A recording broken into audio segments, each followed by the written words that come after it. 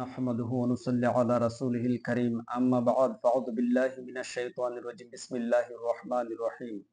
সূরা লুকমানের 25 নম্বর আয়াতে আল্লাহ বলেন, আল্লাহর রাসূলের জামানায় আবু জাহেল, আবু লাহাব ও তার গোষ্ঠীরা তারা বিশ্বাস করত সৃষ্টিকর্তা আল্লাহকে, কিন্তু ইবাদত করত লাত, মানাত, উজ্জা, বিভিন্ন মাবুদের, বিভিন্ন মূর্তির।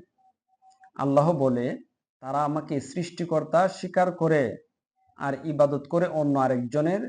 তাদেরকে জিজ্ঞাসা করো তো দেখি, ওয়ালা ইন সাআলতাহুম, যদি তুমি তাদেরকে জিজ্ঞাসা করো, প্রশ্ন করো, মান খালাকাস সামাওয়াতি ওয়াল আরদি, কে আসমান ও জমিন সমূহ সৃষ্টি করেছেন, লা ইয়াকুলুন্নাল্লাহ, তারা বলবে অবশ্যই আল্লাহ সৃষ্টি করেছেন, অবশ্যই আল্লাহ সৃষ্টি করেছেন। এ ব্যাপারে পাক্কা ইমানদার, এটাকে বলা হয় তাওহীদুর রুবুবিয়াহ। তাওহীদুর রুবুবিয়াহ, সৃষ্টিকর্তা হিসেবে তারা আল্লাহকে বিশ্বাস করত, খালিক হিসেবে তারা মেনে নিয়েছিল, কিন্তু তাওহীদুল উলুহিয়াত নিয়ে সমস্যা।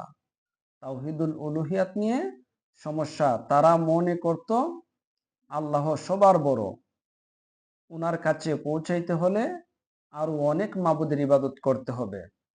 লা ইলাহা ইল্লাল্লাহ একথা মানবে না, আরো অনেক ইলাহ আছে, তারা সবগুলো ইলাহের পূজা করবে।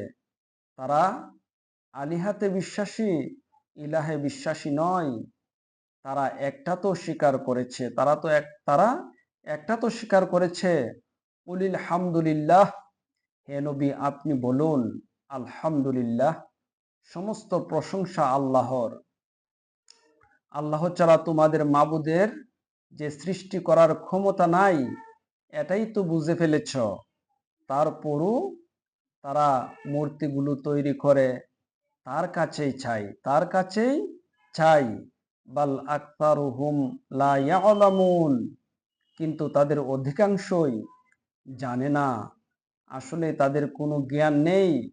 যারা নিজেদেরকে মহা বুদ্ধিজীবী হিসেবে পরিচয় দেয়, মাঝে মধ্যে পত্রিকায় বিবৃতি দেয়, তাদের অধিকাংশরই ঈমান নাই। তাদের মেজরিটির ঈমান নাই। ইল্লা মাশা আল্লাহ, সামান্য কয়েকজনের থাকতে পারে।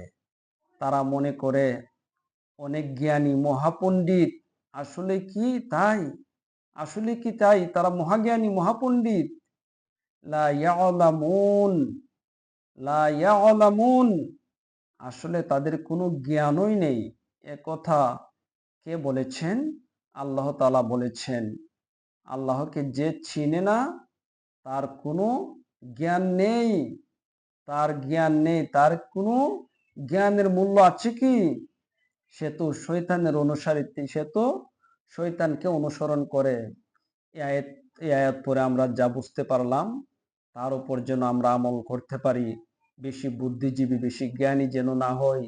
আল্লাহর যে আইন দিয়েছে আমাদের উপরে, আল্লাহর কথাগুলি দিয়েছে, এইগুলো যেন আমরা মানতে পারি। আল্লাহ যেন কবুল করেন, আমিন।